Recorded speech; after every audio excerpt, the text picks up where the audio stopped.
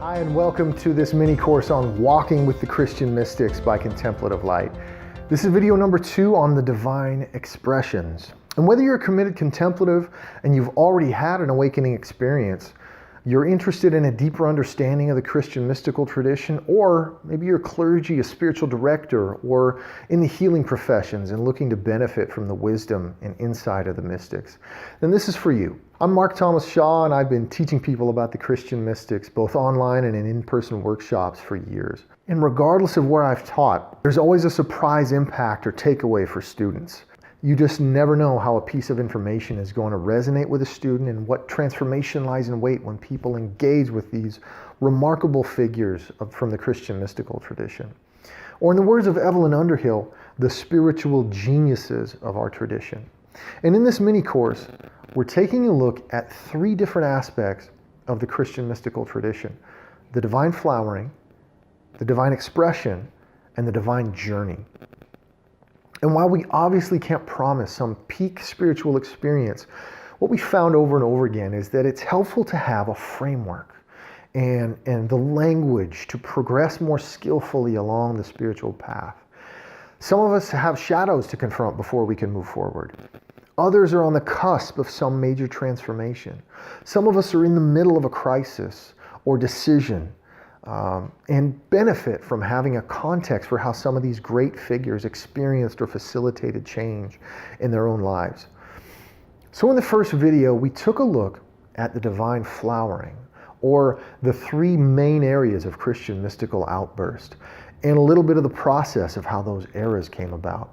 And there seems to be a rediscovery of this rich tradition across faith traditions, both inside and outside Christianity, and even outside formal religious settings altogether. Now, there's a reason you're watching this video. Maybe you want freedom of understanding and agency, the freedom of being more deeply rooted in the Christian mystical tradition, to understand which of the mystics you resonate most with, and who might become a trusted source of divine wisdom on your own path, or maybe for those you serve. Maybe you have an intuitive understanding that this is an area that can help you on your spiritual journey. If only you had that deeper understanding, if you had the lay of the land, but you just don't know where to start. So at bottom, what we want is healing. We want transformation. We want to find our way home. And the Christian mystics are this group of remarkable wisdom figures who have walked that path, who have, in a deep sense, in an inner sense, found their way home, living out of their true selves. And since encountering them in this college literature class in the pages of Dante and doing research on Dostoevsky's novel, The Brothers Karamazov, and then right through seminary studies and my own teaching, these figures have been these guiding lights for me as well, helping me rediscover enchantment, rediscover wonder, the mystery in creation, helping me move past my own conditioned concepts and language, really into the deeper mysteries of God and the divine transformation. In a sense, that's what the spiritual journey is about: the freedom of grace, the freedom of forgiveness, the freedom of healing, the freedom of divine peace. Now, we live in this amazing time of rapid proliferation of information. And there's a downside to that, of course. Information without wisdom of how to process it, addiction to technology, we get that. But there's also a benefit.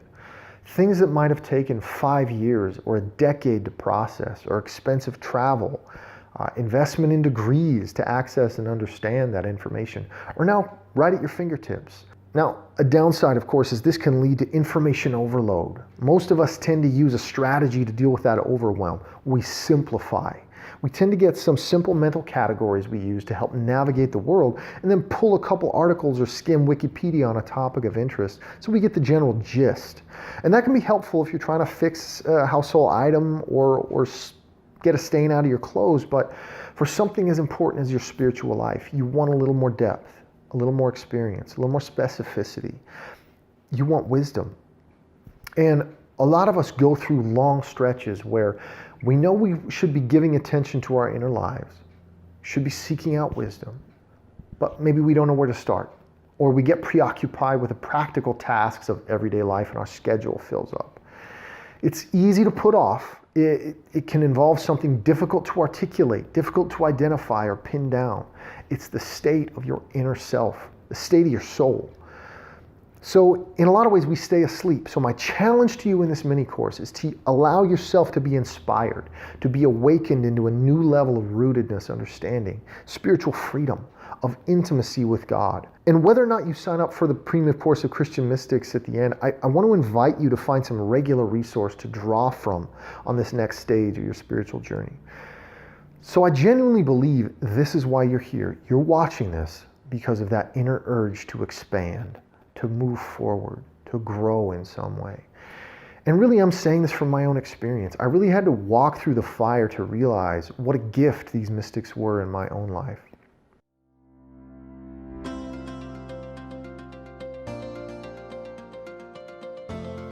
So when I graduated seminary in 2005, I still hadn't quite found my calling. I didn't feel called to the ministry. And after 7 years of study, getting 2 bachelor's and a master's degree, I just couldn't afford any more debt. So I took a job as a teacher in the inner city with an emergency credential, which means you get about 6 weeks of training and then are thrown into the fire while my wife finished up her master's and her ordination process. And then after a couple of years, I was just really pretty miserable. I was disconnected from spiritual vitality. I'd had these different side projects that hadn't come to fruition. I was struggling to get published. I missed friends who were in distant lands. My wife and I had hectic schedules, and I was frustrated with our marriage relationship, frustrated at work, frustrated in starting a family, just frustrated. And I started getting deeply resentful. I wasn't living anywhere near the spiritual life I wanted to live, one of inner freedom, spiritual vitality. And then one night I was at our regular gathering of my faith community, and there was a guy visiting, and we got to talking, and I'm sure he could tell I was struggling.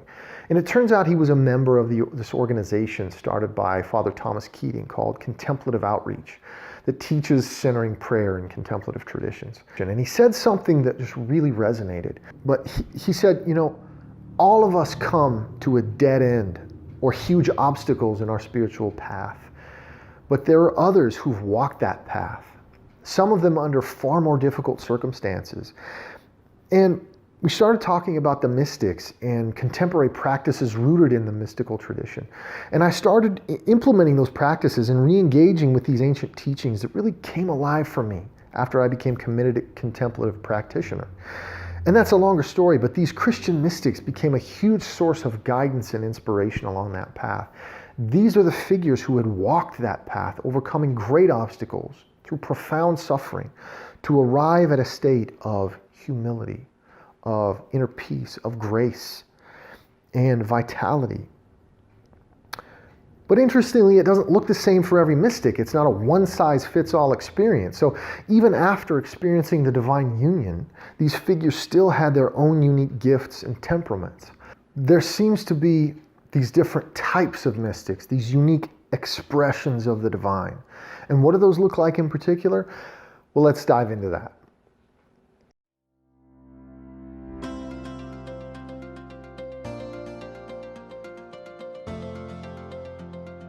So in the last video, we took a look at the divine flowering, these major areas of Christian mystical awakening in the classical, medieval, and early modern areas. But in this lecture, we want to take a look at the divine expressions, or the way in which the divine manifests itself in the different figures over time. And we call these the 4 mystical types. And of course, you can find further nuance and subdivide this list further. And none of these are mutually exclusive necessarily, but there do seem to be patterns in the lives of the mystics in which one teaching or point of emphasis or characteristic is a little more dominant in this mystic's teaching, or maybe constitutes the pinnacle of their mystical insight. And so these 4 types can be summarized as the unitive, the lover, the visionary, and the iconoclast. So first, let's take a look at the unitive mystic.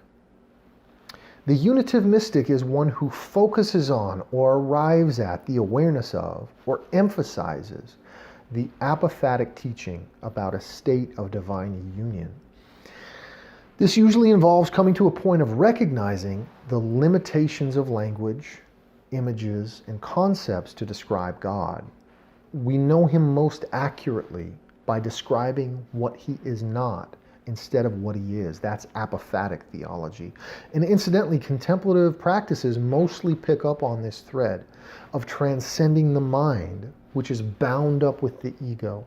And in so doing, we allow the divine healing to take place within. We consent to the divine presence and relinquish or give up the need of fulfillment on the level of the ego. The unitive is usually a teacher, an instructor, someone with a facile mind who not only grasps paradox and the divine mystery, but finds the language to articulate that and pass it on to others. So Dionysius is the obvious example who comes to mind as the first figure to write an explicitly mystical theology, and someone who influenced every subsequent generation of mystics, really down to Father Thomas Keating. And there's a line from a Bob Dylan song. The only thing we knew about Henry Porter is that his name wasn't Henry Porter. And that's kind of how it is with Dionysius. The name is a pseudonym, or someone who is most likely a Syrian monk from the 5th century, but who had a huge influence on the Christian mystical tradition. And then next we have the lover. And the lover is someone who is transformed by divine love, who becomes a channel for love, for grace in the world, who extends that outward and seems to become a kind of center of gravity for loving action in the world. The fruits of the lover the lover seems to exude are humility, simplicity, poverty, service. The figure, the Christian mystics, who most obviously falls into this category is Francis of Assisi, though any number of others might fit as well. He didn't write much, he didn't teach much. Most of what we know about him was written by others, but he showed love of such a radical and transformative kind to the sick, the poor, the outcast, that it inspired an entire movement for generations to come, down to Richard Rohr, a modern Franciscan. And next we have the visionary. Now, the visionary is someone who has a transformational vision of the divine, someone who has a direct experience and then is able to capture and communicate that vision and its symbolic importance. The visionary sees God at work in and through the material world. And the figure that most obviously fits here is Hildegard of Bingen, who had divine visions, who wrote about those visions, who expressed herself through art, creativity, poetry, music. Now, the visionary might have an apocalyptic message, like a William Blake, or an instructional one, like Dante Alighieri, who you might argue was a visionary mystic of a sort. So the visionary both receives and passes along some vision of the divine. And then finally, the iconoclast. Now, the iconoclast depends in some ways not only on their own intrinsic experience of divine transformation, but the era in which they live, the state of the church or in their local community, and their relationship to power. If a unitive, say, lives in an era of church oppression, receives pressure to recant or observe formally recognized doctrine and have their teaching suppressed, they might become an iconoclast. So what we admire in the iconoclast is their steadfastness, their perseverance in the face of opposition, their integrity. Now, there are several figures we could put down here, but the one who most clearly comes to mind is the Dominican Giordano Bruno, who was burned at the stake for several heretical beliefs according to the church at the time. So in a sense, the iconoclast is also about how we remember a particular mystic in their time versus the expression or their particular teaching. So here are 4 kinds of divine expression in the unitive, the lover, the visionary, in the iconoclast.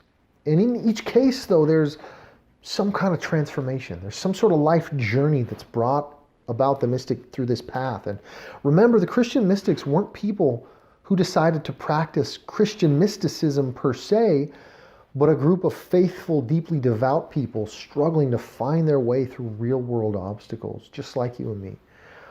And then in their steadfastness, they experienced some direct encounter with God that manifested in a unique and particular way in their life. And that journey, that understanding, that rootedness, that path to inner freedom is what we want to understand more deeply. With some, it's very clear where their transformation takes place. Francis was imprisoned. Ignatius was wounded in battle. And that started their cave experience. And for others, we don't know enough about their specific life journey to pinpoint where the inner confrontation or shift took place, where they made an inward turn. For some, they seem to have been granted visions from a young age, and their process could be seen as one of grace, even a heavy grace if they came into conflict with others because of their visions and experiences. But in any case, it's this transformation toward inner freedom, inner wholeness. It's at the heart of this path and this tradition. And part of engaging with the Christian mystics is entering into that process more directly.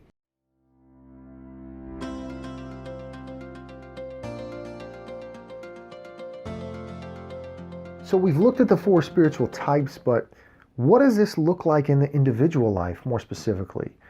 There's an understanding of both divine encounter and an inner turning of what you might call confronting the ego or the shadow. And that's part of this process, it seems, especially for modern mystics and contemplatives. But what does that process look like? Well, it turns out there are specific stages along the path that many other faithful practitioners have walked. And we'll get to that in video number 3. So first, if you like this, help us out by clicking that like button below. That helps expand our reach. And then also leave a comment. How could your path change by being more deeply engaged with the mystics? Tell me which of these divine expressions you most identified with. What might happen if you opened yourself more deeply to the divine transformation? If we met in 3 years, what inner transformation would you hope to see in your life based on this process? So scroll down, leave a comment for me, and I'll see you in the next video.